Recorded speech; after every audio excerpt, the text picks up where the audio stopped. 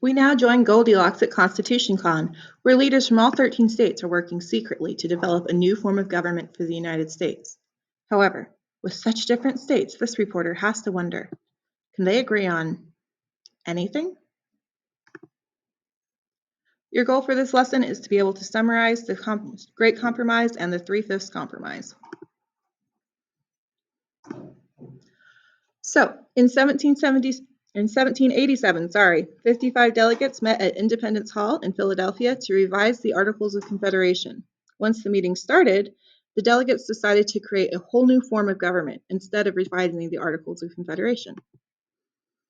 Check your understanding. Pause the video and answer in your notes. What was the original purpose of the Constitutional Convention?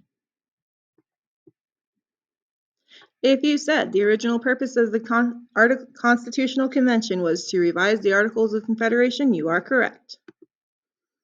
Pause the video. Why did delegates decide to create a new constitution? The Articles of Confederation government was just too weak. If you said that, then yes, girl, you've got it. So let's talk about two plans proposed at the convention. The first one is the Virginia Plan. It suggested 3 branches of government and representation in Congress based on population, because Virginia had a lot of people.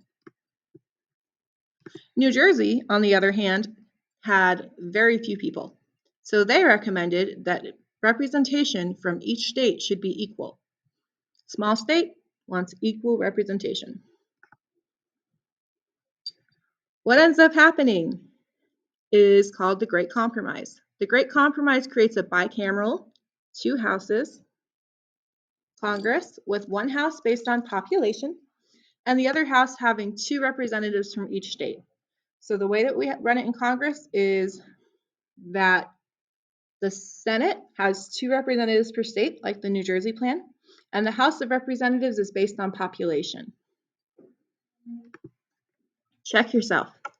What plan favored larger states in Congress? Pause the video and answer in your notes.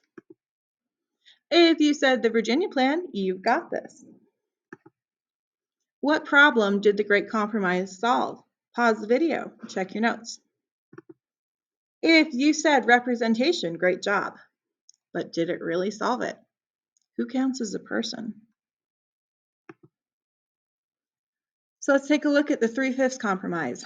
The South treated slaves as property, but they wanted to count slaves towards the population so that they could have more representation in Congress.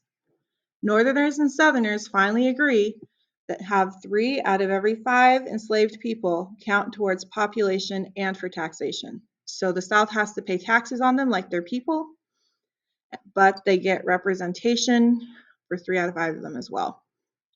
It temporarily solves the problem, but it's not a great solution. So check yourself. Pause the video. What was the agreement that allowed Southern states to count 3 out of 5 enslaved people for representation? If you said the Three-Fifths Compromise, you are correct. If not, fix it. Pause the video. Why did northern states not want the southern states to count slaves toward their population? Pause the video and go ahead and answer. Check yourself.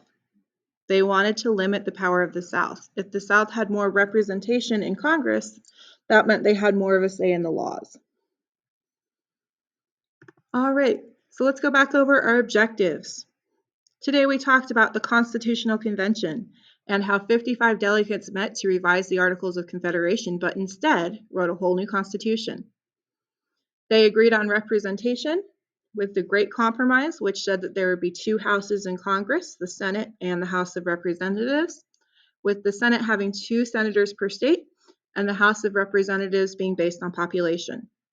They also agreed to the Three-Fifths Compromise that allowed enslaved people to count for 3/5 of a person for representation and population. One more time, Constitutional Convention was all about compromise, and the Great Compromise solved the problems of representation.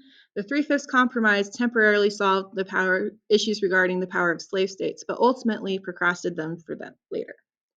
Goldilocks and the 13 colonies have found a form of government, but is it just right, or will it need some further adjustment to keep it from becoming a big scary bear? Find out next time on 3